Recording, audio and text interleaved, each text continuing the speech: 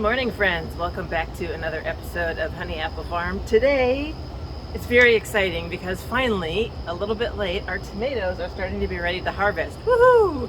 Now, a few years ago, I would not have been excited about tomatoes because let's face it, the stuff at the store is pretty gross, actually.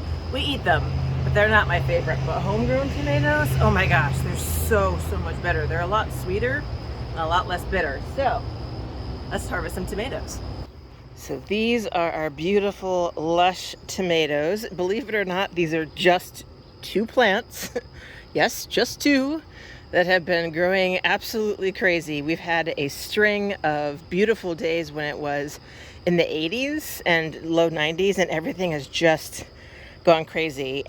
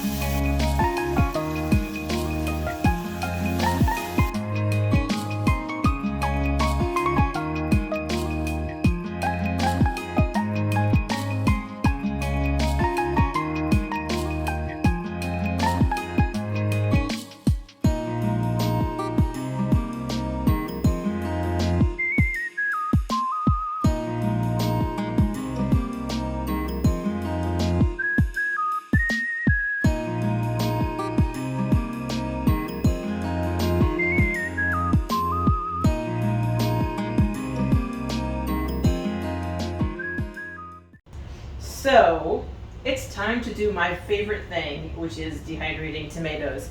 And I love this because it's super simple. So, you pick the tomatoes, you wash the tomatoes, you cut them in half, you put them on the dehydrator trays, and you dehydrate.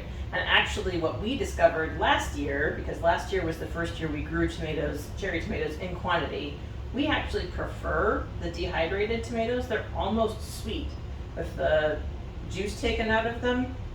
And Peter loves to cook with them dehydrated. And it is time now to chop them in half. I have the two trays out that have the solid bottoms.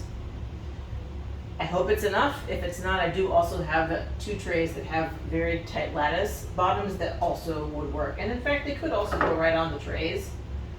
But we like to use the inserts when we can because it's easier.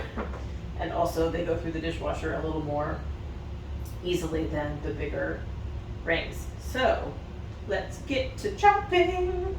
Because there are some that are split or have a little bit of a blemish on them, and we're just gonna not dehydrate those parts. So it is 2:30. I always underestimate how long I think this is gonna take. I think I'm gonna sit down and do this in half an hour, but my guess is it's gonna be like an hour, but we'll see.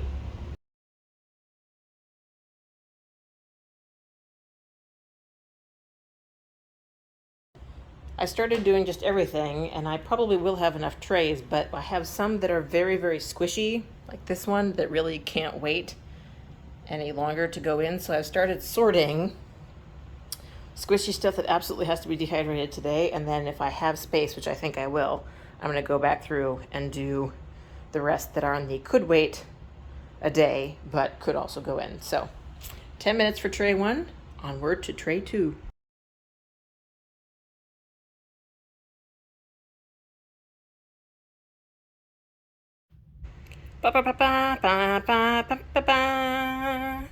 Tray number 2, which took me probably about another 10 minutes. So I'm actually thinking maybe my estimate was about right for half an hour. I think I have one more tray left here, and then I have my not quite readies yet over here. So yeah, let's get her done. I'm so excited. It never takes me as little time as I think it should to do this, so this is mucho exciting.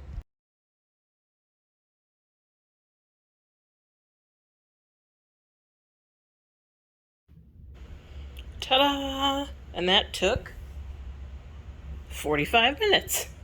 Not bad. It was about 10 minutes per tray once I got going, and you can see I did underestimate. I thought I had one tray left and I had 2 trays left, but 45 minutes, better than an hour. I'll take it. And these are the ones that are waiting.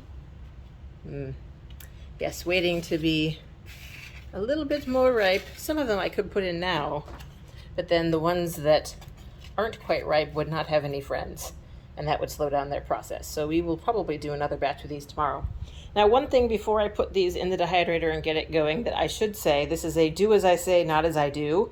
When you dehydrate things, you want everything on the tray to be more or less the same size so that it dries more or less at the same time. However, as you can see, I do not have things that are more or less the same size. These are half the size of these. And that's because I was trying to go from the squishiest to the non-squishiest. What I should have done, what I ended up doing a little bit more here, was picking tomatoes that had like size, right? So that these would all be about the same size. But really, for cherry tomatoes that are all more or less the same size, they're all going to be in the dehydrator about the same time. I'm going to check them. Usually what happens is I pull off the dry ones and I make reduced the number of trays, right, and compile the ones that still need to dry. Ooh, let me show you what they look like. This is our batch that we did a few days ago.